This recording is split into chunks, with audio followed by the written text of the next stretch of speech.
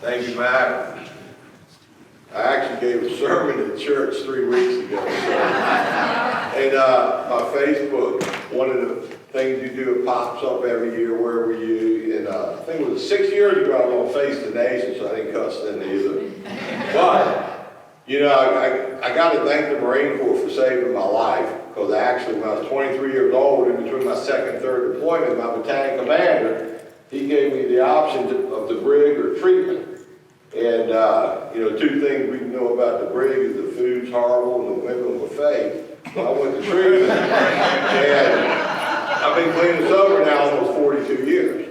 And, you know, and what's significant about that is here's one day you're a dead man walking, your life's over. Fast forward almost 42 years, I'm speaking before you guys about my experience with Kratom in the industry and living a blessed life in recovery. I mean, you know, it's a long story. There'll be a movie coming out one day, I'm sure. Probably when I'm dead, though. And I've come to the conclusion, you never hear that phrase, you know, you're the chosen one. You know I was chosen for this lifestyle. Now, I'm not a religious person, but I'm definitely a chosen one. I can promise you that. But here's the hit. If I'm the chosen one, then you're the chosen one if you hear what I'm saying. So I'm going to give all y'all a hint before we leave up out of here, so pay attention, this is important. You know, a few years back, without too much detail, we do drug testing in our recovery center. And I'm guessing maybe 8, 9, 10 years ago, I'm not good with time, or ask my wife, she'll tell you all kinds of things I can't remember. But the kids were testing for Kratom, and I had no idea what it was. So, you know, we pull these kids in, and I say kid because I'm 65, and they believe they're younger than me, the kids. I have a couple of adults who in the back seat. But I asked them, what is Kratom? And they started explaining to me, well, you know, it helps me with my anxiety, I got chronic pain, it helps with that, I got PTSD. But here's one hit, here's a hit. We didn't know they were on nothing. If it wasn't for that drug test, we would have never known. So here are some normal recovering people. At the time, I didn't realize that they found a substance that helped them with their condition, so they did not have to take the more dangerous and harmful prescribed medication. Because one thing about a recovery center, it is difficult to get people off of pharmaceuticals, more so, if not equal to fentanyl. These kids, they grow up on Adderall and benzodiazepines and God knows what other medication. You know, they get into fentanyl. Point is this, after maybe a year of this, I asked the kid, where are you buying this stuff? Well, we get it at the vape shop, you know. So I go over there, and there it is, right next to the bath salt, you know. That don't look good, you know. China chemicals, what I'm thinking. And, but they keep being adamant about the value of Kratom. And, you know, being an addiction guy, you know, we heard all these stories before, right? But I hadn't heard Kratom before. Finally, one of the kids said, look, there's a guy in town that knows all about it, because I'm asking real questions he don't have the answer to. So he takes me over to this kid in the neighborhood, and he introduced me to a whole new way of thinking, a whole new way of life, a whole new way of possibilities. And he at the time, I didn't know, but he began my journey to be a Kratom advocate. And he's actually in the room tonight. And he's a very shy man, he's very humble, he don't like never be called out, but David Darian right there, raise your hand, David. So, I say that because if Matt really got a problem with my cussing, but he's the one that introduced me to you. You see him for my cussing. But the long story short, you know, we did a survey a few years back. We took 30 opiate addicts on fentanyl off the streets of Richmond, gave them a week sober living and access to Kratom for a week, and 29 out of 30 successfully detoxed.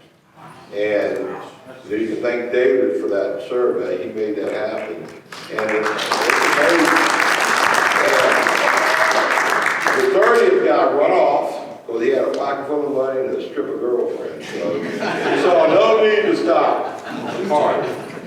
Well, shortly thereafter, Virginia expanded Medicaid, and now we have a Suboxone clinic on every corner.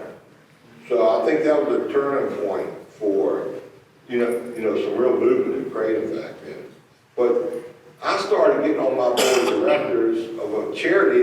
the founder of that I just retired from a month ago. That's a multi-million-dollar charity that has literally provided a model nationwide that's modeled in all 50 states. But I kept after him because I'm a big believer in plant-based therapies.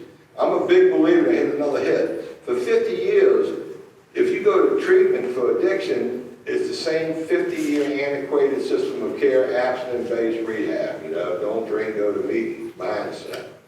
Well, we got 30 million Americans need recovery, and only a handful are getting help.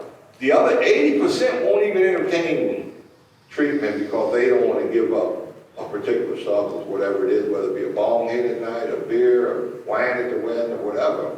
So here I am, I'm fired up now saying, look, gang, all my recovery people, my abstinence-based people I'm running with, we've got to be open-minded here. We can engage so many more millions of people as a segue into harm reduction and a better way of life. What are we doing? Why are we doing this work? Well, I'm telling you, man, stigma is strong everywhere. You know, stigma is strong with special interests.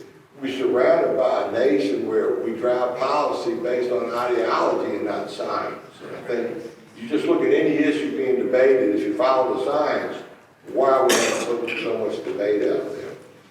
Long story short, I think, and I'm certain that kratom and other plants is the next best thing to helping so many millions of Americans. And here's another thing. Obviously, the criminal justice system isn't really pushing for plant-based products. Am I right about that? They're still on the other side of the coin thinking. The FDA obviously is not our friends here. There's a lot of established organizations that can't even think outside of their own box. So it's really up to us to go on a massive education campaign, public relations campaign. We have got to educate people, go into these narrow-minded, biased, twisted thinking people and give them the truth and turn the tide on this war against kratom. And it's never an easy fight or battle. It takes persistence, it takes warriors, it takes gladiators, but it takes support. And I found out another thing, that there's this unspoken, like, civil war amongst the kratom industry. And I cannot be more honored or proud to be sided with the AKA on this, but these are the good guys. It's a real easy sell to policymakers, politicians, recovery folks, when you talk about regulation, properly manufactured products, safe products. You cannot compare a GMP kratom product to an illegal drug supply product that will kill you. There's just no comparison, okay? You can't, knowing the science behind the value of kratom and the very small, tiny adverse effect side of it, you can't compare the two. There is no comparison. There's no logical explanation why why you don't see, go to your local health department and get some kratom. You know, that's where we need to be and where I hope we're going. Now, I am long-winded, and the longer-winded I get, the less likely I'm going to use a cuss word. And I've got to prove to Mac this one time I can get in front of my people and you know, get past this dilemma we currently have. So, once again, here's the final hit. Look, you guys, if we're not fighting and bringing more people unified into this movement, because you're in a kratom recovery movement, whether you like it or not, then we're leaving it up to other people. And if we're not on that table, those policy tables, being part of those discussions, then we're going to end up on the menu.